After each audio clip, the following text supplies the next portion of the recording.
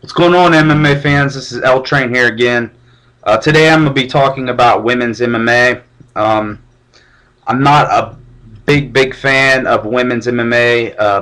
I don't really think anybody can be. It's because the exposure is just not there at the moment.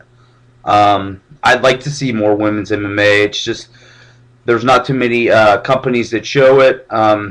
Really, the only ones that I watch are the ones that are on like the Strikeforce shows or on Bellator.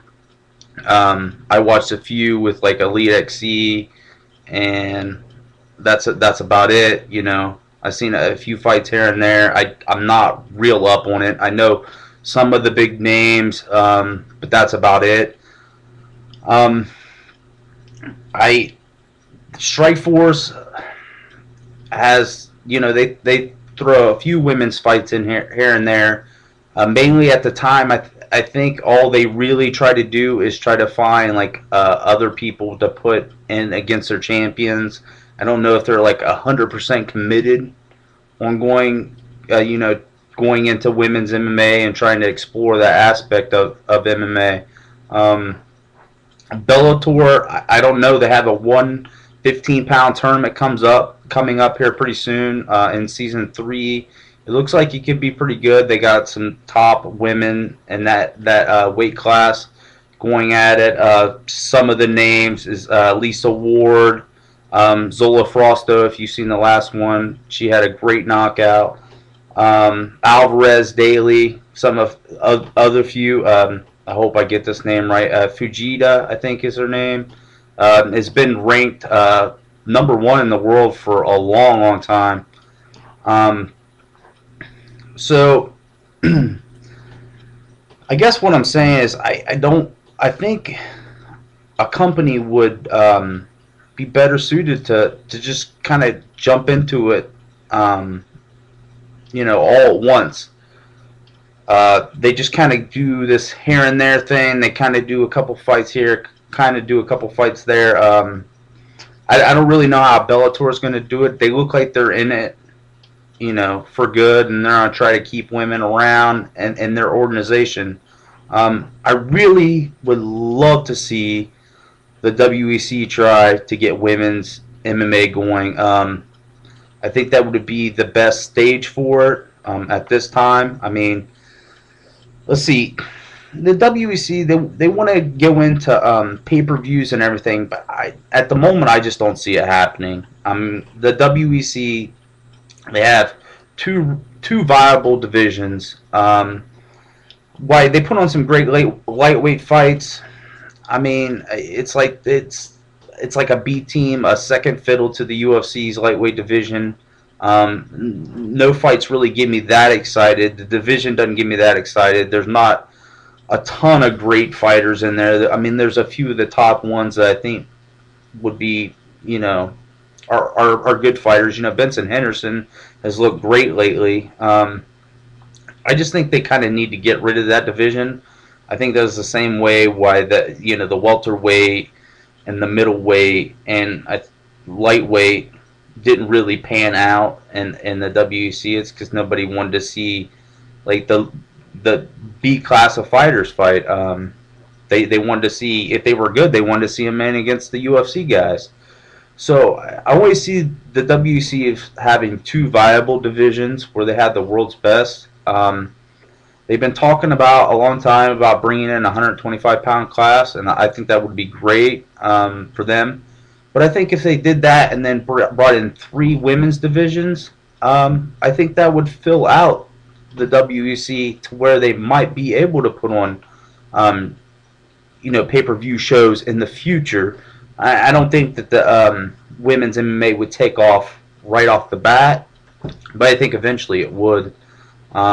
It's just like anything. I mean, if you watch MMA and you've been watching for a while, it's like anything. You see a guy and you're thinking, man, that dude he's awesome. Like I don't see anybody beating him. And then you see another guy that's like, man, that guy's awesome. I don't see anybody beating him.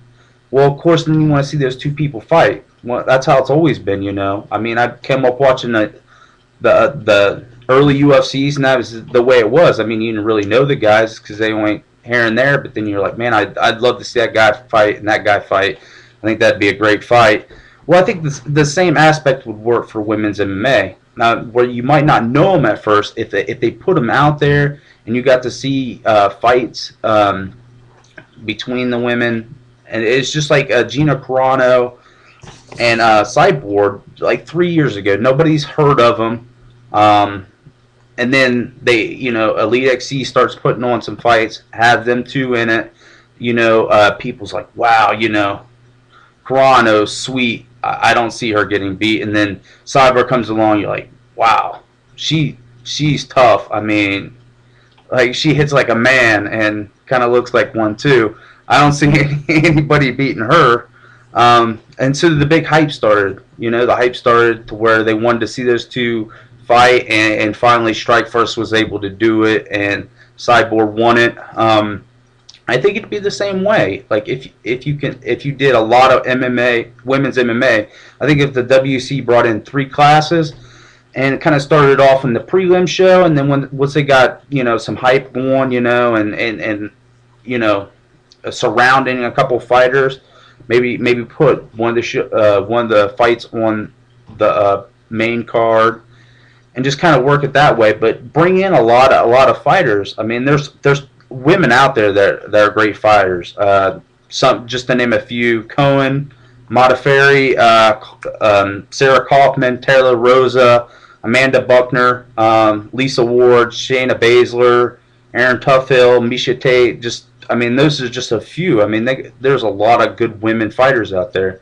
And I think if they brought it in, they could get the best in the world, because right now there's not a place that women can go to make a good money, and not only that, like, to have security. It's because they, just like early guys in MMA, they had to go around to a lot of little small shows and stuff, and then before they made it to the big time. Well, the girls, that's all they have is really small shows. I mean, besides a few fights, the few people that get in on Strikeforce, and the few people that get into this Bellator tournament that they're getting ready to do. I mean, they've had a few fights, but really the tournament's the first time that the Bellator is really getting into women's MMA. I think that eventually it'll pay off big time. I think after a while there'll be names to where they can promote the names just like the men, the same way they would do if they brought in a 125 class.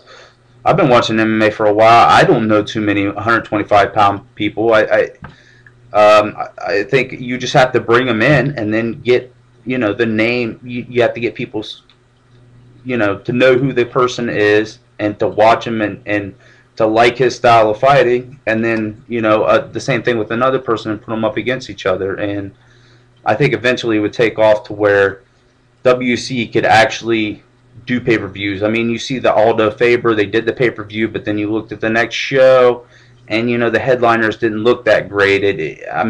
Personally, the show ended up turning out to be pretty good, but it didn't sound, I wasn't that interested in the show going into to watch it. I mean, it turned out there were some good fights in it, but the name value didn't impress me. It's kind of like they since they put all their eggs in one basket with the pay-per-view, and then a couple shows afterwards kind of flounder a little bit, because they wanted to put 2 title fights in there at the same time, and some big names to sell the pay-per-view. So I think if they had 6 classes, it'd be a lot easier to get pay-per-view going. I don't know. I haven't watched a bunch. I'm not an expert on women's MMA. I just know there's some great fighters out there. There's normally about 4 classes, and I think if you brought in a big group like 10, 12 fighters, and did like 3 classes, and brought in like maybe 20 fighters, and got it started, I think it would definitely pan out in the future. I mean, after people watch it and get accustomed with certain names and stuff, I think it'd definitely be beneficial for WC to get into it. Well, all right, about out of time. So until next time, this is LTrain.